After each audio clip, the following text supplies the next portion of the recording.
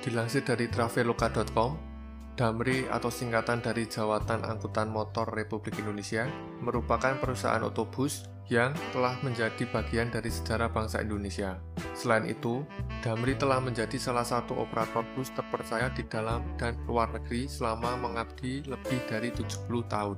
Melihat sejarahnya, perusahaan milik BUMN ini terbentuk pada era penjajahan Jepang pada 1943. Saat itu, pemerintahan Jepang membentuk dua usaha transportasi berbayar, yakni Jawa Unyu Yikyosa untuk melayani angkutan barang dan Idosa Sukyoku untuk melayani angkutan penumpang.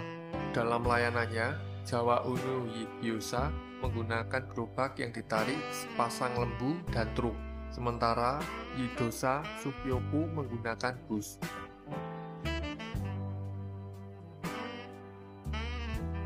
Setelah Indonesia merdeka pada 1945, kedua usaha transportasi tersebut dinasionalisasi dan dikelola oleh Jawatan Perhubungan atau kini Kementerian Perhubungan. Nama Jawa Unyu Yikyosa kemudian diubah menjadi Jawatan Pengangkutan, sedangkan Idosa Sukyoku beralih menjadi Jawatan Angkutan Darat. Kedua perusahaan ini akhirnya digabung pada 25 November 1946 menjadi Damri.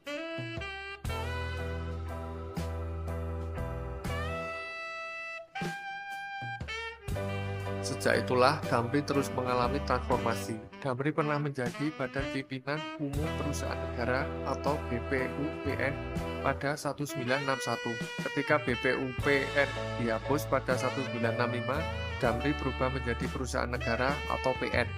Dalam perkembangannya selanjutnya, Damri menjadi perusahaan umum atau Perum pada 1984. Status tersebut kemudian disempurnakan dengan PP nomor 31 tahun 2002.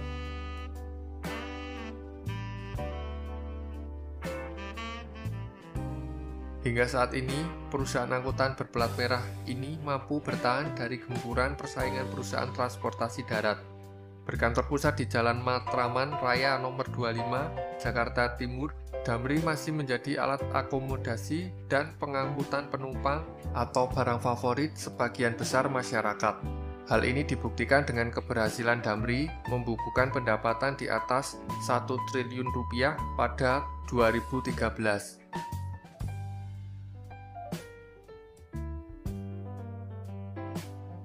Tak hanya itu, perusahaan ini pun banyak mencetak prestasi lain. Di antaranya adalah meraih sertifikat ISO 9001 tahun 2015 untuk pertama kali.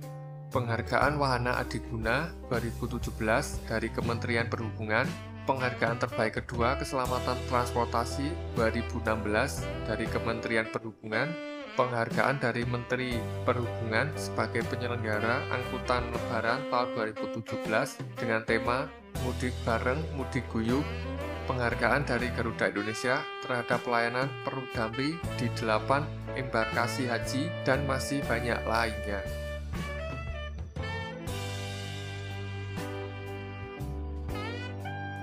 Armada Damri juga telah tersebar di hampir seluruh wilayah Indonesia. Adapun segmen layanan utamanya mencakup bus angkutan kota, angkutan antar kota antar provinsi atau AKAP, angkutan antar lintas batas negara, angkutan pemadu moda, angkutan pariwisata atau charter, dan angkutan logistik. Tak hanya itu, Damri sebagai BUMN tidak hanya mencari keuntungan bisnis dalam menjalankan bisnis angkutannya. Perusahaan ini juga mempunyai peran sosial di sejumlah rute terisolir di tanah air sebagai angkutan penugasan pemerintah atau perintis. Misi mulia ini merupakan tugas dari negara dalam rangka menyediakan angkutan darat untuk memudahkan mobilitas warga dan arus logistik di wilayah pelosok.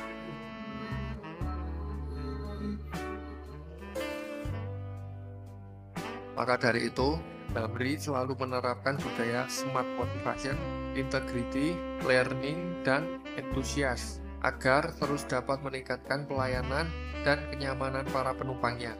Perum ini pun memiliki pengemudi sesuai standar dan dengan rutin melakukan peremajaan armada. Karenanya, Perum Damri juga dapat terus menggerakkan roda usahanya, bahkan mampu memberikan kesejahteraan bagi karyawannya.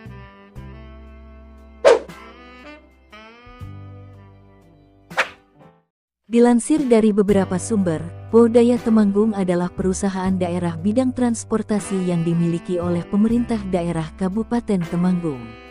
Bapak Masjun Sofwan, SH adalah figur Bupati Temanggung tahun 1964 sampai 1978. Beliau adalah pendiri perusahaan daerah, perusahaan otobus Daya Temanggung yang sangat terkenal pada saat itu. Pilot proyek angkutan Daya Temanggung didirikan pada tanggal 29 Maret tahun 1971 dengan bermodal pertama 10 unit sasis truk Dodge berbahan bakar bensin untuk dibuat bus. Kemudian Pemda di backup Bank Bumi Daya lewat PT Net Motor Semarang mendatangkan sasis bus merek Dodge Diesel, mendatangkan sasis Ford D-Series dan mendatangkan sasis Fargo bodi dibuat di perusahaan karoseri asli dan media Semarang. Saat itu masih berbodi kayu dengan tampilan pintu menghadap ke belakang, kemudian adanya tangga untuk menaikkan barang bawaan ke atas bus. Pertama kali bus Daya Temanggung beroperasi memakai nomor STNK warna merah.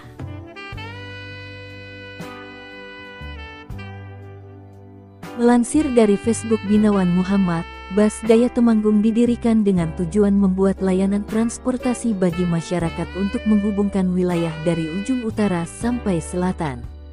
Sejak pertama kali dioperasikan, 24 armada busnya langsung mendominasi di jalur Ngadirejo, Temanggung dan Magelang. Bahkan beberapa unit melayani hingga Yogyakarta dan Solo, trayek yang cukup panjang untuk ukuran bus Bumel pada saat itu. Uniknya, armada ini memiliki beberapa kondektur perempuan yang terbilang langka saat itu. Dan terbukti mampu bersaing dengan perusahaan otobus Sumber Waras, perusahaan otobus Toya Gesang, perusahaan otobus Nusantara, perusahaan otobus OBL, perusahaan otobus Sumeh, perusahaan otobus Ramayana dan beberapa PO lain yang sudah eksis terlebih dahulu.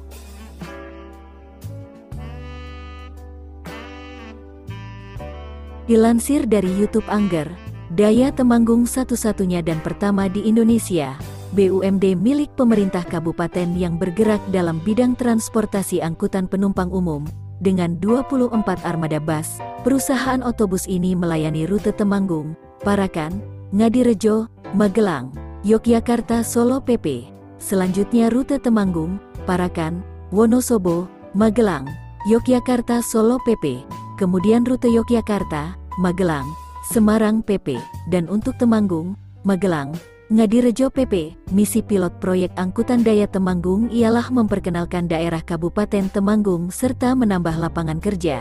Selain Daya Temanggung, perusahaan otobus dari Temanggung saat itu ada PO Sumeh. Sayang perusahaan otobus ini sudah tinggal kenangan, dan bus dari Temanggung lain ada, PO OBL atau Safari Dharma Raya. Sampai saat ini perusahaan ini masih eksis.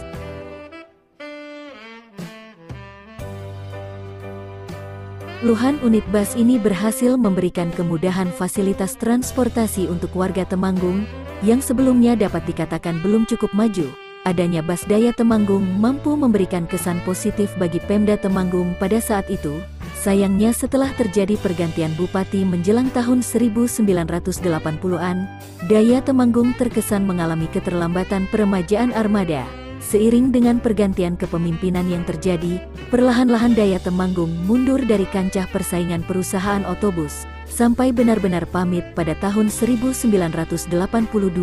Akhirnya bus Daya Temanggung, ikon daerah yang tinggal sisa nama, dan kenangan bagi masyarakat Temanggung pada khususnya.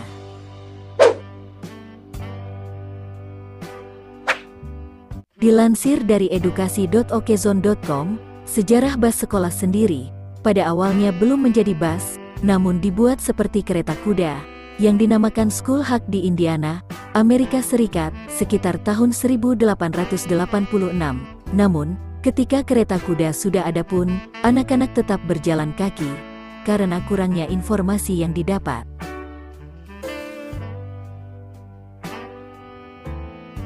Sekitar tahun 1914, dunia industri otomotif mulai menunjukkan perkembangannya yang pesat. Dari situ Wayne Works, pembuat kereta kuda sebelumnya, melihat peluang yang lain, yaitu dengan bisa menggerakkan gerbongnya. Desain yang dibuat itu selalu sama dari tahun ke tahun, Namun sampai pada tahun 1927, pemilik dealer Ford akhirnya mengembangkan ide dari kereta kuda yang telah dibuat menjadi bus pertama, yang bahannya digunakan dari panel dan pelat baja.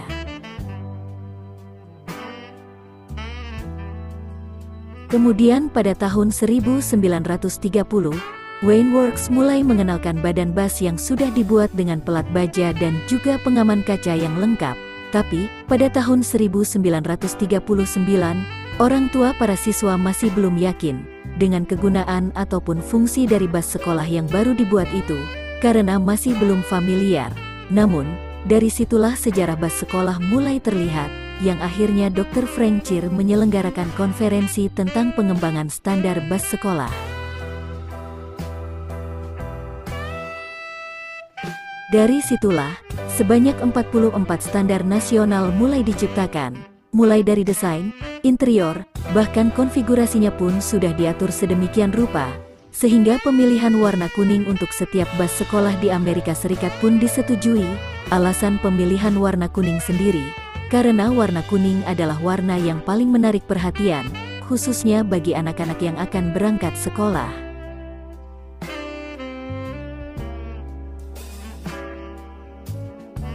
Dilansir dari bankbjb.co.id, bus sekolah berwarna kuning mulai dioperasikan di 10 negara bagian Amerika Serikat, lalu diusulkan penggunaannya di 35 negara bagian lainnya, hingga pada akhirnya semua negara bagian menggunakan warna kuning di setiap bus sekolah yang dioperasikan pada akhir tahun 1940-an di Amerika Serikat. Hal tersebut yang membuat Frank Cheer dijuluki sebagai Bapak Bus Sekolah Kuning. Warna kuning melekat hingga sekarang, dan diikuti oleh hampir bus sekolah di penjuru dunia, termasuk di Indonesia.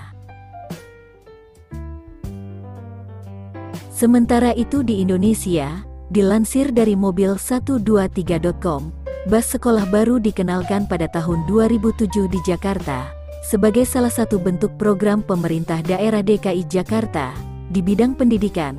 Aturannya tertuang dalam Peraturan Direktur Jenderal Perhubungan Darat Nomor SK 967 AJ 202 DRJD 2007 tentang pedoman teknis penyelenggaraan angkutan sekolah.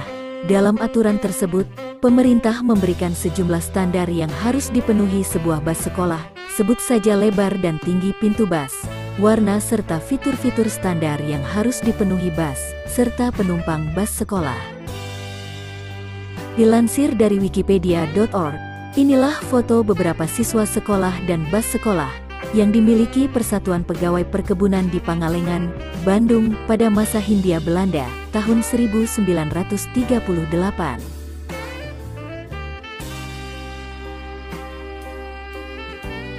Nah, itulah kisah perjalanan panjang bus sekolah di dunia dan di Indonesia. Terima kasih telah menonton video ini. Buat yang nonton sekali lagi mohon maaf, bila ada kesalahan di episode kali ini, mohon dimaafkan, dan kalau ada informasi yang salah, langsung dibenerin aja di kolom komentar. Semoga bermanfaat, sampai jumpa di next video, semoga bahagia semua.